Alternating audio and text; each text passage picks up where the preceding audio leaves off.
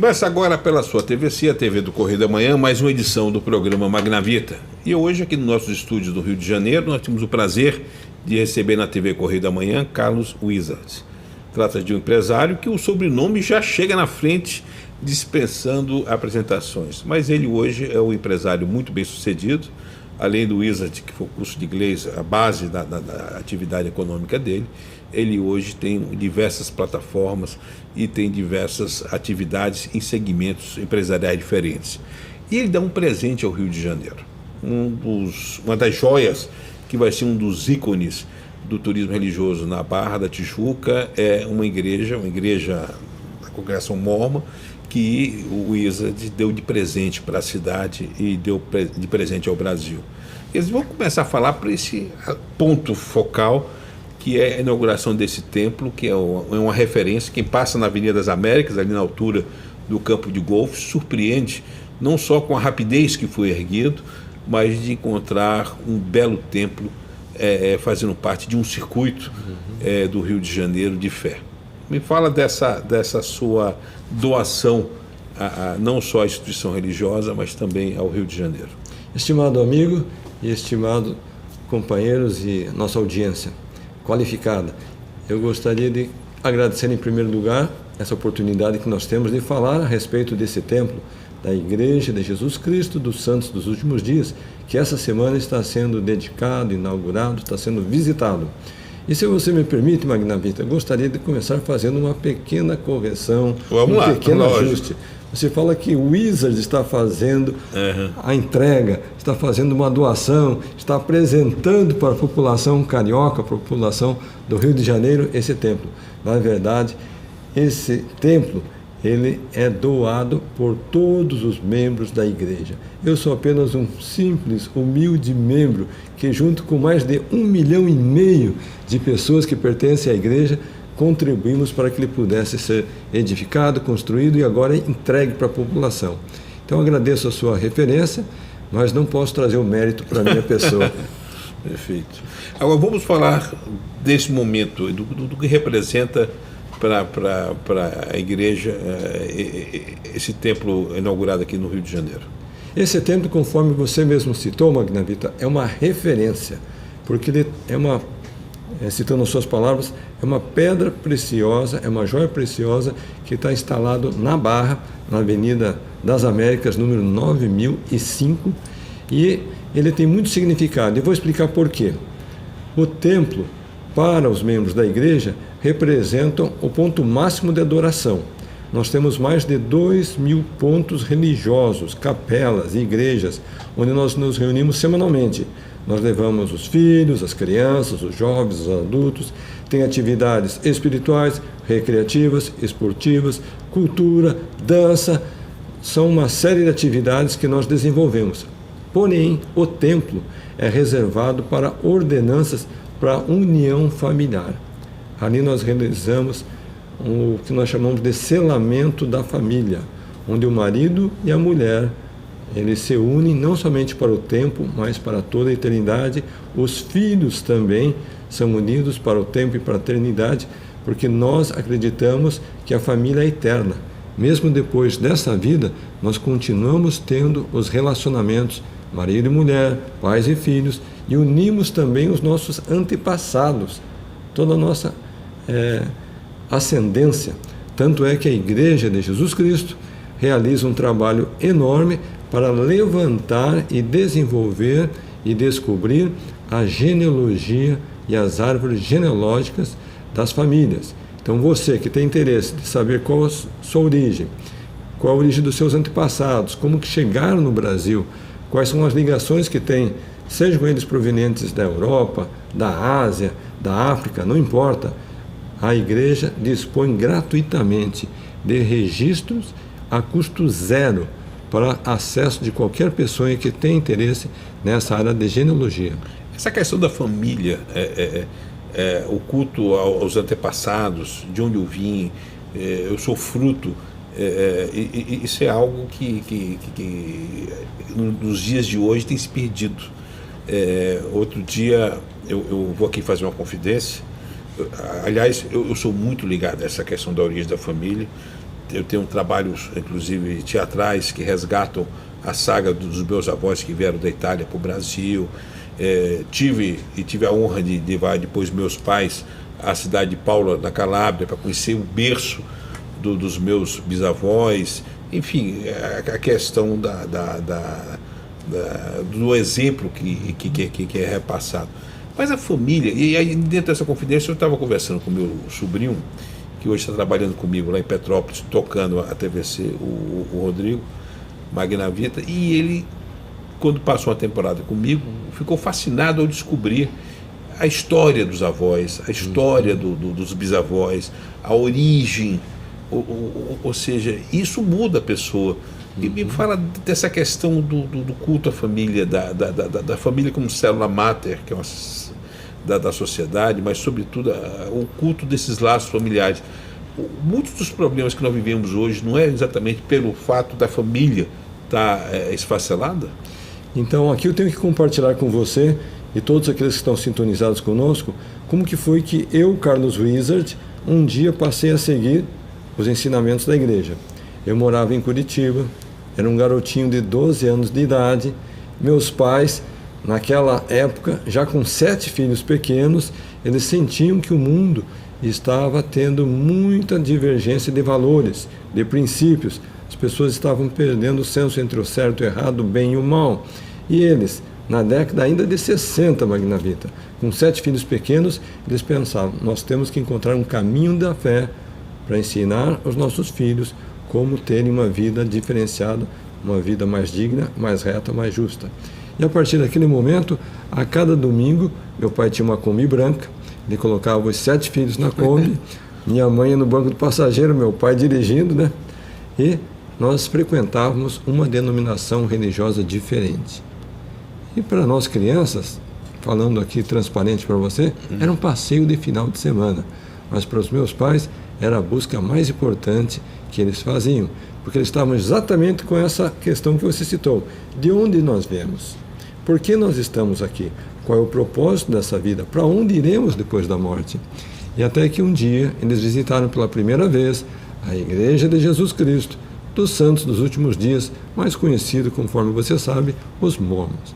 Minha mãe fala até hoje que ela nunca sentiu uma paz tão grande, ela nunca se sentiu tão bem, tão em paz e em casa e se encontrando como naquele primeiro encontro. E ali veio o segundo, o terceiro, o quarto, até que a família então passou a seguir a igreja, foi batizada e seguiu todas, digamos assim, as ordenanças da igreja. Mas o que mais chamou a atenção, respondendo a sua pergunta? Você tinha 12 anos naquela época. 12 anos. O que chamou mais atenção, respondendo especificamente a sua pergunta, Magnavita? O fundamento da igreja é o fortalecimento da família. E se há 50 anos atrás o meu pai e minha mãe já achavam que a família estava ameaçada, imagine hoje em dia a ameaça que nós enfrentamos, com todas as questões sociais, com todas essas questões, sejam elas ideológicas, de qual natureza que for.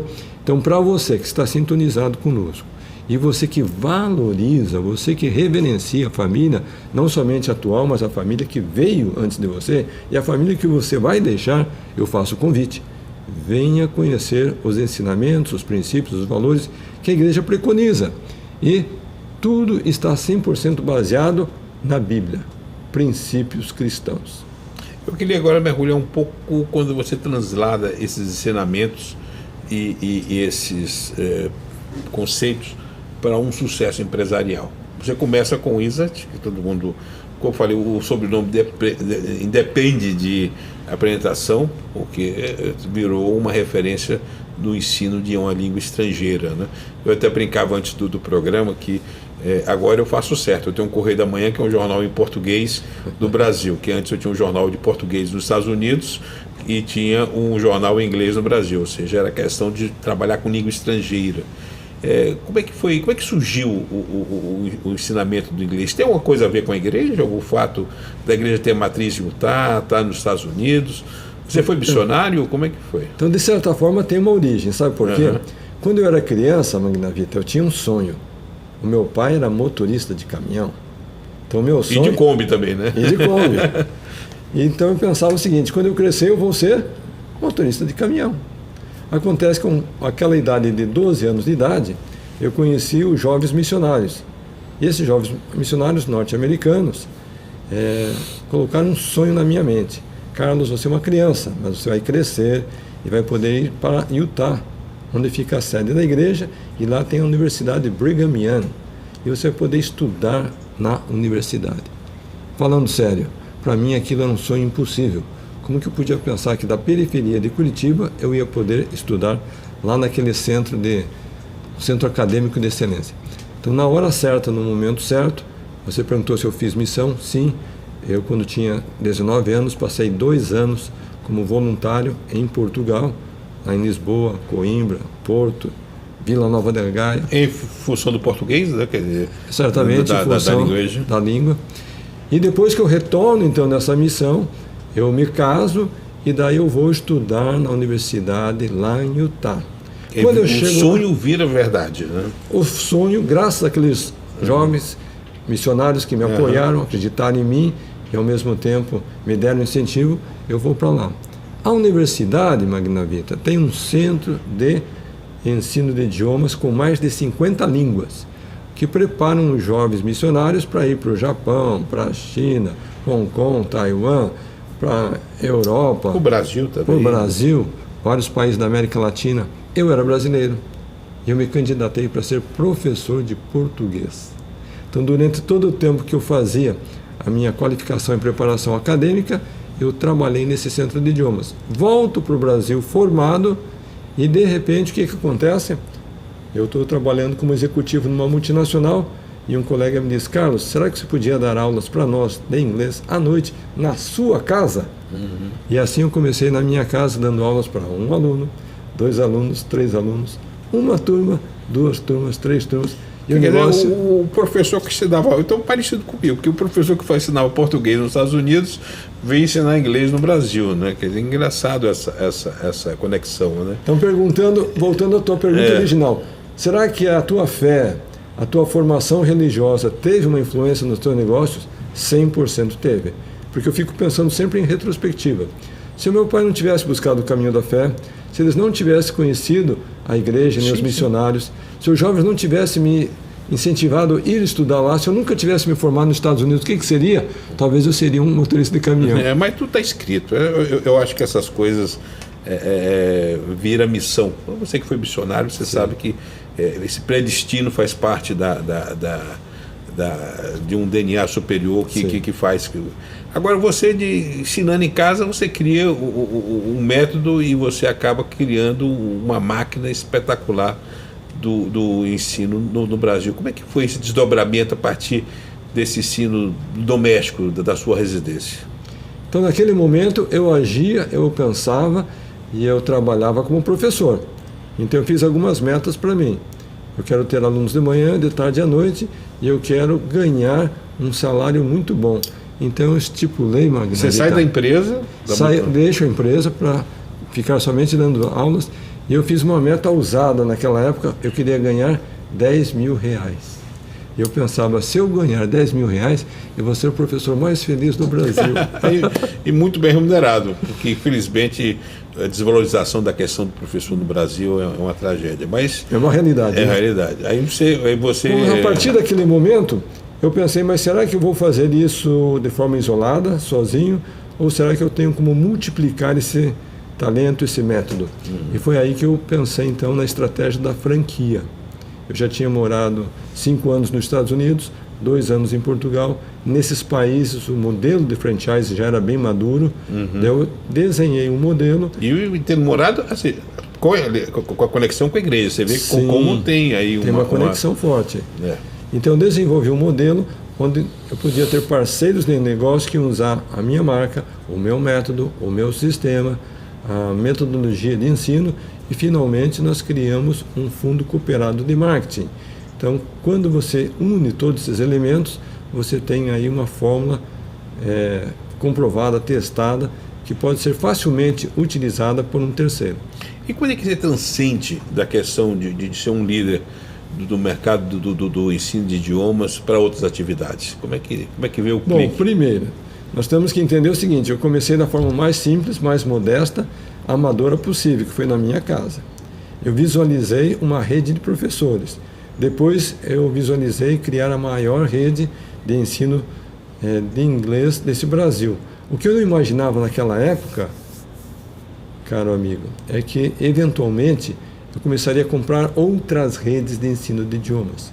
Por exemplo, eu comprei a rede Yazid, eu comprei a rede Skill de idiomas, eu comprei a rede Microlins, ou seja, foram uma série de aquisições e fusões que fizemos ao longo dos anos, que ao todo gerou 3.000 escolas, gerando 50.000 empregos nesse país e atendendo 1 milhão de alunos por ano, e não somente no Brasil, mas presente em 10 países.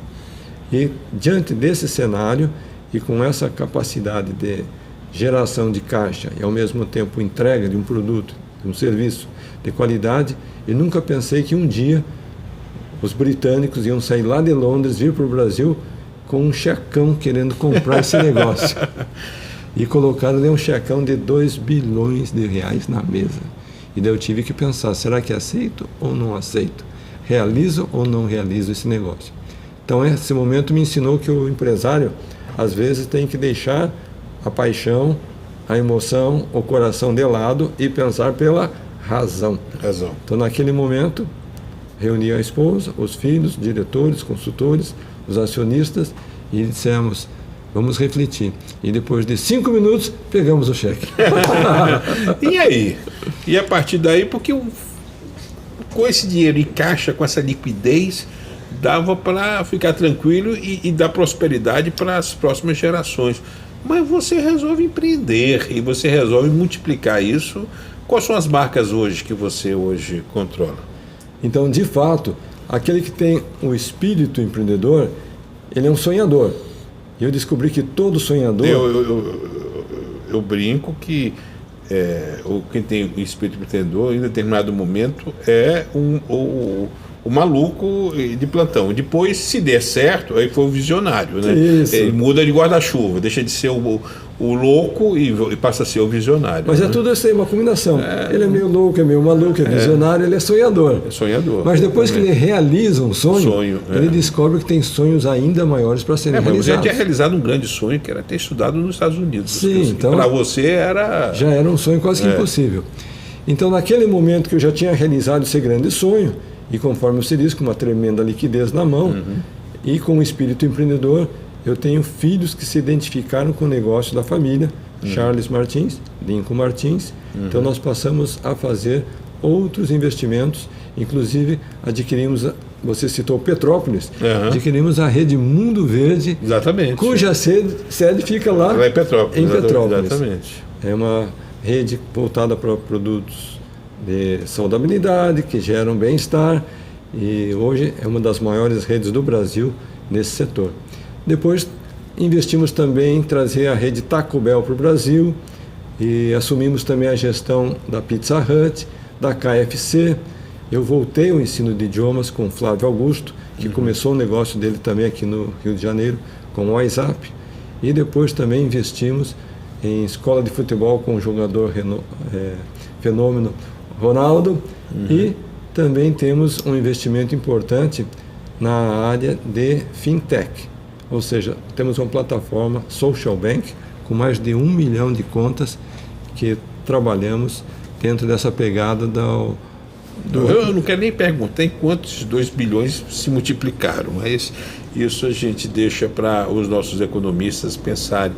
Mas eu queria falar de uma coisa muito importante, que é geração de emprego. Ok. Porque quando você aplica o capital, não no mercado de capital, e aplica em negócios, você está gerando empregos, você está solidificando famílias que passam a depender. Quantas famílias, com quantos funcionários hoje dependem das suas empresas? Então, ou quantos hoje, empregos diretos você gera? Então, empregos diretos, nós estamos responsáveis por 20 mil empregos. 20 mil? Então, se você pegar e multiplicar uma família aí por 4 pessoas, você está pensando 80 mil pessoas são diretamente beneficiadas por esse sistema. Quando você recebeu o checão de dos 2 bilhões, você deu o quanto para aquele amigo seu que pediu para você dar a primeira aula? Porque isso aí é o gênese do processo, né? Então, se eu tivesse naquela época um celular, eu teria tirado uma fotinho daquele momento para eternizar a imagem daquele meu primeiro aluno. Que foi quem plantou, né? Foi o profeta da história. Né? Foi o grande, digamos assim, idealizador. Agora, o que leva um empresário bem-sucedido a dar e ter uma responsabilidade social? Nós estávamos aqui falando de um engajamento que você teve, que você fez uma imersão numa coisa muito parecida com o que nós estamos vivendo agora, na questão da guerra na Ucrânia, que foi a questão da Venezuela, quando você teve milhares de almas aí sendo arrancada do seu ambiente, da sua realidade e buscando o desconhecido, né? E você faz uma imersão no extremo norte do Brasil e faz um trabalho social. O que leva um empresário bem-sucedido a ter essa responsabilidade social? Magnavita, recentemente eu fiz uma publicação, uma postagem nas redes sociais, dizendo que todo empreendedor passa por 4 fases. A primeira fase é da sobrevivência. Quando ele vence essa fase, ele passa para a fase do conforto. Quando ele vence essa fase do conforto, ele transforma a atividade dele numa missão, que está beneficiando os colaboradores, está beneficiando os clientes, os fornecedores, é toda uma comunidade. E a fase mais elevada, mais nobre, é quando ele então transforma tudo aquilo num grande legado, que eu acho que é a fase que você hoje como empresário está, é a fase que eu estou e muitos que já passaram por essas outras fases estão vivendo. Então, diante dessa situação, você tem recursos de sobra para você, para os teus filhos, para os teus netos, e você tem a liberdade de se dedicar para causas sociais. Então foi isso que aconteceu comigo e minha esposa, Vânia Martins, quando nós deixamos nossas empresas, os nossos negócios, nossas atividades comerciais lá em São Paulo, e nós passamos quase que 2 anos no extremo norte do Brasil, em Roraima, divisa com a Venezuela, acolhendo os refugiados venezuelanos. E nós ficamos lá nessa missão humanitária. Não tinha nenhum interesse pessoal, comercial, político, social, era tão somente uma doação do nosso tempo, dos nossos recursos, voltado para resgatar aqueles que estavam num estado de extrema vulnerabilidade. Inclusive, eu trouxe aqui um presente para você. É um livro que eu escrevi durante esse período, que relata toda essa saga que nós passamos, de resgate, de acolhimento. E o mais importante era, nós não simplesmente dávamos o alimento, nós não simplesmente dávamos condição de sobrevivência, mas nós fizemos parcerias com empresas no sul, no sudeste, no centro-oeste do país, para geração de empregos. E graças às companhias aéreas, Latam, a Gol e especialmente a Azul, que você conhece muito bem, o fundador David Neeleman, as companhias aéreas transportaram gratuitamente esses refugiados até a sua cidade de destino. Então foi um trabalho em conjunto. Empresas oferecendo emprego, a Azul oferecendo ou seja, o transporte. O cara sai de um processo de incerteza para um processo de dignidade. E isso faz uma diferença porque, na verdade, o que o ser humano quer é a oportunidade de ser útil, de produzir, de ganhar com honradez o seu próprio salário. Quando você oferece isso, você resgata a dignidade do ser humano, é extraordinário isso. Exatamente, que é um trabalho de autossuficiência, não é de assistencialismo. A pessoa quer caminhar com as suas próprias pernas. E ocorre muito isso com a questão do próprio Haiti também. Sim. Que a gente sente o quanto o Brasil tem ganho, principalmente o setor do turismo, até pelo fato de falar em vários idiomas, multilíngua, né? Você vê as cadeias francesas de hotelaria, todas empregando os haitianos. Quer dizer, o que a pessoa deseja é isso. Agora eu queria entrar na questão de um momento seu que se resolve e você aceita colaborar com o presidente Jair Bolsonaro. E você resolve ter uma experiência de retribuição a tudo que o Brasil tem, trabalhando pelo Brasil. O povo não compreendeu muito isso, não. Alguns segmentos da política não compreenderam. Porque o empresário bilionário, com toda essa rede, resolve agora abraçar o serviço público. Um pouco parecido até com o preconceito que sofreu também o Salim Matar, também um vitorioso empresário da Localiza, fundador da Localiza, que resolve também contribuir com o presidente. Toda a base dessa minha entrega, dessa minha doação, tem como fundamento aquela missão humanitária feita lá em Roraima. Por que eu digo isso? Quando eu estava lá com Vânia, quem estava comandando toda a operação acolhida era o general Eduardo Pazuello. A partir do momento em que ele é nomeado como ministro da Saúde, ele liga para mim em Campinas: Carlos, você foi voluntário em Roraima, estou precisando de um voluntário para nos auxiliar no combate da Covid-19. Eu disse: qual que é a missão, Pazuello? Ele disse: a missão é salvar vidas. Eu disse: se eu salvar vidas, conta comigo. Então, a partir daquele momento, eu fico à disposição do Ministério da Saúde, mas não com uma função, não com um vínculo, com uma ligação com o governo ou com o próprio Ministério, mas apenas com um colaborador externo. Um voluntário. Voluntário. Porque nos Estados Unidos é absolutamente respeitado essa atitude. Mas conforme você mesmo disse, lamentavelmente, essa entrega, essa doação, esse voluntariado que eu me propus, foi super mal interpretado e fui agredido, fui atacado, quando a única intenção era salvar muitas vidas. Uma pessoa que tem a fé que você tem, que tem a história que você tem, isso aí é combustível apenas para seguir em frente, né? Não é para se abater com isso, né? Certamente, eu já passei por muitos momentos de dificuldades, de desafios, então eu não fiquei abalado. Eu só lamento de não poder ter tido a liberdade de ter contribuído mais. E no caso, eu queria que você falasse, voltar à questão dessa experiência sua com os venezuelanos. Você e Vânia aprenderam muito, porque uma experiência como essa, a gente pensa que está ajudando, mas a gente acaba sendo muito ajudado e acaba tendo uma leitura que muda até um ponto de vista nosso com relação à vida, o que eu estou fazendo aqui, a minha responsabilidade. Qual foi o grande aprendizado de vocês, do casal, né, nessa imersão? Então você tocou no ponto mais sensível, que eu acho que resume toda aquela missão que nós passamos por 20 meses.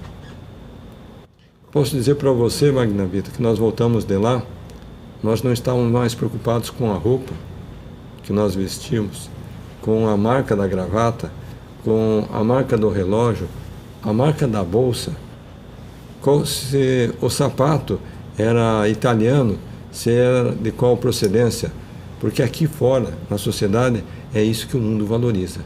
E quando nós estávamos lá, nós estávamos preocupados com a alma da pessoa, com a dignidade da pessoa, com o resgate da sua condição de autossuficiência. Nós estávamos preocupados de saber se ele estava em condição de recomeçar a vida de uma forma digna, de uma forma justa, de uma forma independente. Ou seja, foi uma doação que nós conseguimos, por um instante, nos colocar na situação dele, que estava ali praticamente, às vezes apenas com a roupa do corpo, um bebezinho no colo, esperando que alguém lhe desse uma chance de recomeço. Isso não tem dinheiro no mundo que pague uma experiência como essa, né? Isso eu me lembro muito, um crescimento pessoal, profissional muito grande, né? Muito grande, né? Eu me lembro muito de uma passagem da Bíblia, que se encontra no capítulo 25 de Mateus, onde Jesus Cristo diz o seguinte: eu estava com fome e me deste de comer, eu estava com sede e me deste de beber, eu estava nu e me vestiste, eu estava enfermo e foste me ver, eu estava aprisionado e foste no cárcere, eu estava estrangeiro e me acolheste. E os discípulos disseram: mas Senhor, quando que nós te vimos? Com fome, com sede, nu, estrangeiro, aprisionado. E daí o Senhor Jesus Cristo responde o seguinte: quando fizestes a um desses meus pequeninos irmãos, a mim o fizestes. Exatamente. Então o trabalho não foi para nossa glória, para nossa honra, mas foi para a glória e honra do Senhor. Agora, quando você fala em pandemia, eu até escrevi um artigo fazendo uma reflexão sobre isso, porque você tem um mundo que passa por um processo de pandemia que foi um case planetário. O planeta literalmente para. Eu até brinquei, algo parecido é como se tivesse descido uma nave de um ET na Torre Eiffel ou na Casa Branca, o que seria parecido com o momento que nós vivemos, de parar o mundo, que foi a questão da pandemia. Hoje a gente já pode fazer uma entrevista sem usar máscara. Parece que mudou e houve aquela questão da reclusão, do lockdown. Como é que você concebe a humanidade passar por isso e não saindo ainda disso, porque a pandemia ainda está aí, o coronavírus ainda aí, e estourar uma guerra na Ucrânia e fazer que milhares de pessoas, milhões de pessoas comecem a passar pelo que os venezuelanos passaram, dessa díspora que é feita com a Ucrânia. Como é que a humanidade não aprende nada com um processo de pandemia que nós vivemos? Como é que você analisa isso? Então, uma das partes tristes que a gente estuda através da própria Bíblia é que aqueles ensinamentos que Deus deu para o povo lá no início da humanidade, quando se começa a ler lá em Gênesis, em Êxodos, lá no princípio da história do mundo, e daí você vê que a tecnologia avançou, a medicina avançou, a ciência avançou, mas a alma do ser humano parece que continua pequena. Nós, diante do tamanho progresso externo, ainda precisamos crescer na alma, crescer no espírito. E essa missão que a igreja faz e que os missionários levam, e que os templos que são construídos, de resgate da família, talvez seja para fazer essa conexão com o divino. E daí sim a pessoa vai ter mais consciência, vai saber que existe uma missão para ser cumprida, um propósito, um amor ao próximo em vez de atacar o próximo, e vai trazer muito mais harmonia nas relações, em vez de vaidade, de ciúmes, de invejas e de toda essa questão que está muito ligada ao ser humano natural. O que está ocorrendo agora na Ucrânia é lamentável, né? Lamentável, impensável, totalmente irracional, não tem uma única justificativa. Eu queria voltar agora a essa relação sua com relação à missão. Vamos falar do Messias, do Messias que está em Brasília lá no... Porque a gente sente que a questão do vil metal, da conquista, o presidente Bolsonaro ele tem quebrado paradigmas e vai chegar agora num processo de reeleição. Eu acabei de dar a manchete naquela confirmação do general Braga Neto se descompatibilizando para ficar disponível para ser o vice-presidente do governo e falando quanto ganha com essa questão moral de ter uma pessoa com a bagagem do Braga Neto na chapa presidencial. Você que teve chance de conhecer o presidente, qual é a leitura que você faz do Jair Messias Bolsonaro? Primeiro, eu acho que nós tivemos a oportunidade de ter um homem que não estava pensando em si mesmo, ele estava pensando no Brasil, ele estava pensando na nação, ele estava pensando na coletividade. Segundo, é um homem que ele não está pensando se ele vai pôr dinheiro no bolso, seja no bolso dele, no bolso da família, no bolso das contas no exterior. Esse daí não é interesse dele. Terceiro, é um homem de princípios e valores. Eu nunca vi na história do Brasil um presidente da República que falou tanto em família, em defender a liberdade religiosa, em defender os princípios cristãos como nós temos o presidente atual. Quarto lugar, ele é um homem extremamente trabalhador. Para quem acompanha e já acompanhou a agenda dele, é normal, e você sabe disso, ele passar da meia-noite em audiências. Meia-noite, meia-noite e 30, 1h30. Às vezes ele lê o Correio da Manhã, ele costumava ler o Correio da Manhã às 5 horas da manhã, agora está começando a ler o Correio da Manhã às 4, e já tem dias que tem lido o Correio da Manhã às 3h30 da manhã. Então você é testemunha disso. Tem. E por último, é uma pessoa que ele tem uma identidade natural, espontânea com o povo brasileiro. Então quando você une todos esses fatores, você só tem que agradecer que nós temos hoje um representante, um chefe de Estado maior, que tem essa condição, esse perfil, essa característica, e nós, como povo brasileiro, temos mais que defender esses mesmos valores, porque o que nós não podemos é transformar o Brasil numa Venezuela. E você conhece bem a realidade venezuelana. Se tem alguém que pode falar sobre isso, é você. E com relação à questão eleitoral, porque você que tem origem no Paraná, aliás, eu tive o orgulho de trabalhar há muitos anos na rede CNT, que era uma rede nacional a partir de Curitiba, da família Martinez, o saudoso Zé Carlos Martinez, um grande amigo meu, Flávio Martinez, o seu Oscar, que era o patriarca da família, que era uma pessoa, o Oscarzinho, enfim, são pessoas que eu tenho assim, um carinho muito grande, foram muito importantes na minha trajetória profissional, Você nunca pensou em ter um cargo eletivo? Nunca foi... Porque convite não falta, mas como é que você tem resistido a essa mosca azul? Porque lá em Santa Catarina nós vamos ter o Luciano Hang, que está aí liderando as pesquisas, né? Eu vou responder a sua provocação com uma historinha folclórica, mas que eu vivenciei também. Uhum. Certa vez um jovem falou para mim o seguinte: Carlos, um americano, Carlos, eu tenho 3 metas para o meu futuro. Um jovem. Pois não, filho, pode dizer quais são as tuas metas. Primeiro, eu quero ser o homem mais rico do planeta. Eu disse, parabéns. O americano é visionário, ele pensa globalmente, né? Tudo bem. Qual que é a segunda meta, filho? Eu quero ser o presidente dos Estados Unidos. Eu disse, parabéns, você pensa alto, cara. Qual que é a terceira? Eu quero ser o Papa. Eu disse, filho, você vai me desculpar, mas ou você vai trabalhar para ser o homem mais rico, ou você vai ser trabalhar para ser o presidente, ou vai ser o Papa. Agora, você querer dar 3 tiros tão diferentes, você não vai conseguir. Conclusão da história, até hoje ele está desempregado. Agora, Carlos, eu queria mergulhar um pouco na questão do lucro, da questão da produtividade. Eu falei que o grande lucro é a questão da geração de família, do empreendedor. Você faz aquela escala sua, que eu concordo plenamente com esses ciclos na visão empresarial. Mas você não acha que o Brasil, uma das coisas que eu aprendi na minha vivência nos Estados Unidos, foi respeitar o sucesso alheio? Ou seja, aplaudir quem acerta, aplaudir quem faz sucesso, aplaudir quem tem lucro.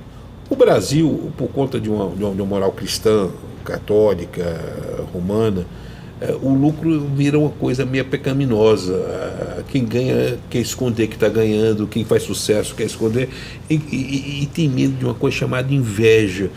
Você acha que enquanto o Brasil tivesse sentimentos com relação a quem gera emprego, quem desafia, porque ser empresário é arriscar, é apostar, senão todo mundo estava lucrando. Você acha que enquanto a gente não incorporar esse respeito ao lucro, ao gerador de emprego, ao empreendedor, e não ver essa figura do empreendedor como se fosse o vilão da história, nós não vamos virar uma nação de primeiríssimo mundo? Então, lamentavelmente, no Brasil, existe ainda a cultura de que a riqueza, que a abundância, que a prosperidade é fruto de corrupção, é fruto de negócios escusos, é fruto de coisas ilícitas. Existe essa cultura no povo. Então, eu queria dizer para você e para todos que estão sintonizados conosco, existe a riqueza ilícita? Existe. Mas também existe a riqueza lícita. Então, a pessoa não pode ser discriminada quando cria um grande patrimônio, quando cria um conglomerado que gera empregos e bem-estar e beneficia milhares e milhares de pessoas que faz a distribuição de renda. Exatamente. A distribuição de renda, e se o cara for uma pessoa inteligente, quanto mais remunerado for o seu empresário, o seu funcionário. Tem até uma passagem que o Walter Clark, que era o diretor número 1 da Globo, é chamado porque a área comercial estava ganhando muito, e a área comercial estava chegando para trabalhar com BMW na Globo, com Mercedes, tudo isso, e aí no final da história quem estava arguindo ele disse, tá, e o jatinho que o senhor tem? Quer dizer, que todo mundo estava de BMW, mas estava criando condições para que a pessoa tenha um hangar, mas esse respeito, você acha que isso...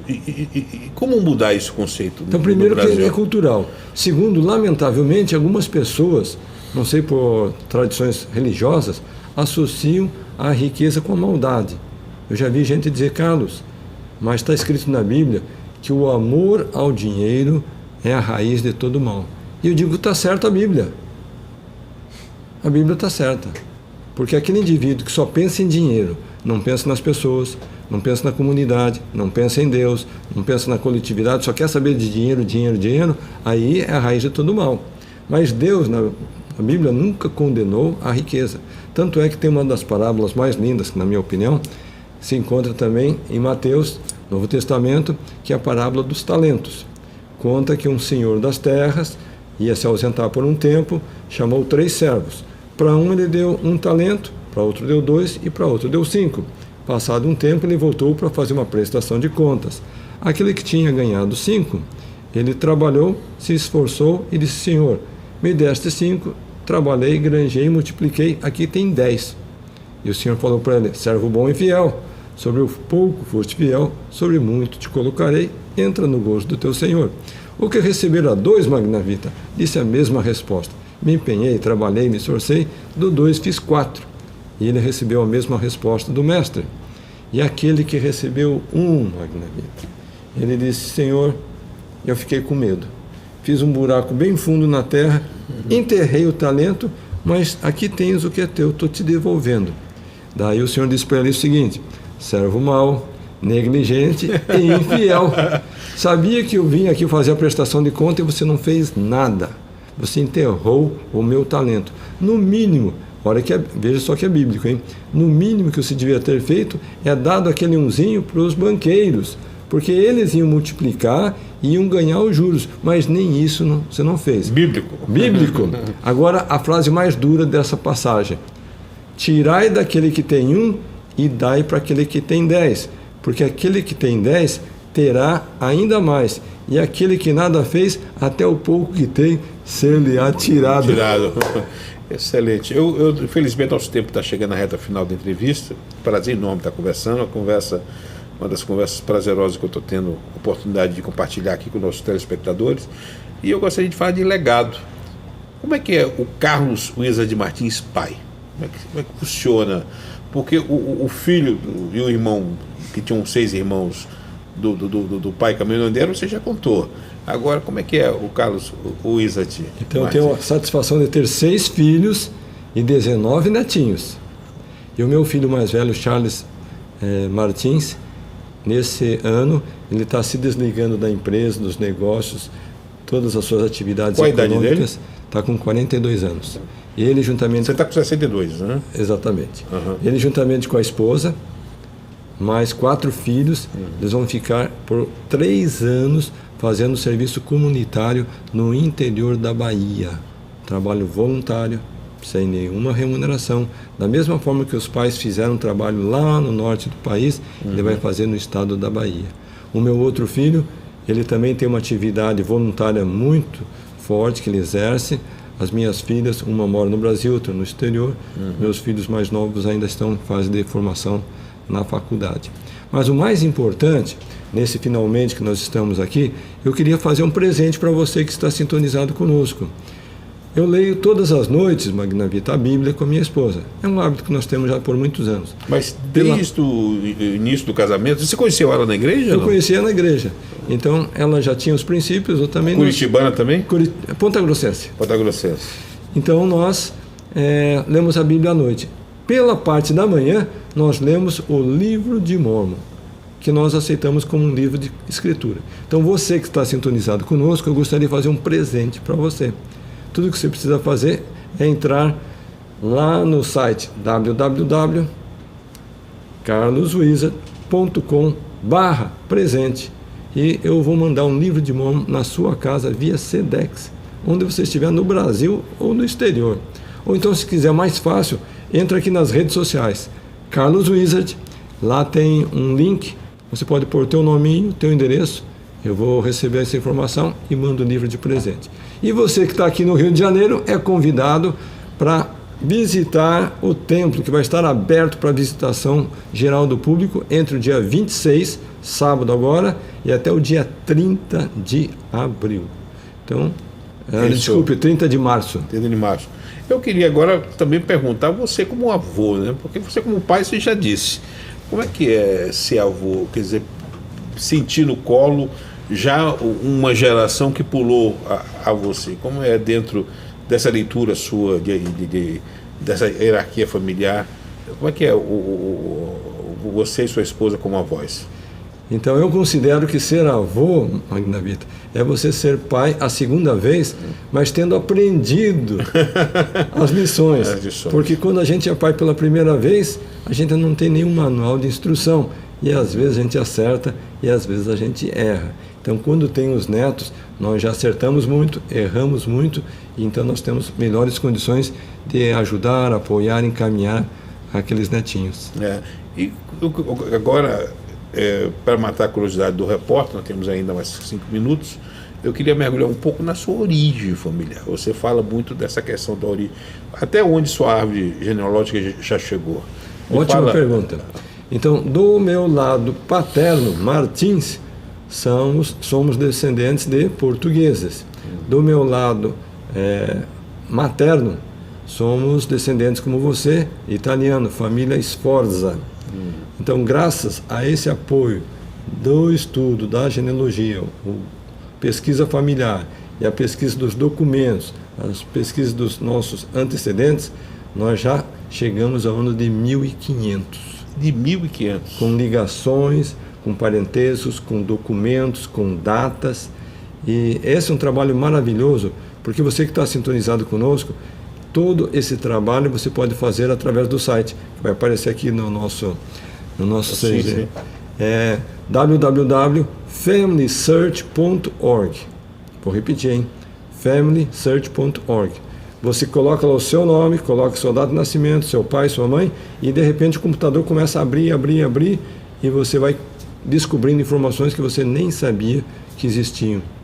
Eu queria agradecer muito, infelizmente nosso tempo chegou ao final, mas a pergunta é de Petrópolis. Você fala do Mundo Verde, que tem Petrópolis. Petrópolis sofre a primeira tragédia, sofre a segunda. O que você tem feito, como é que você tem visto a questão de Petrópolis? A Igreja de Jesus Cristo dos Santos Últimos Dias tem um braço chamado Mãos que Ajudam, ou seja, é um braço humanitário.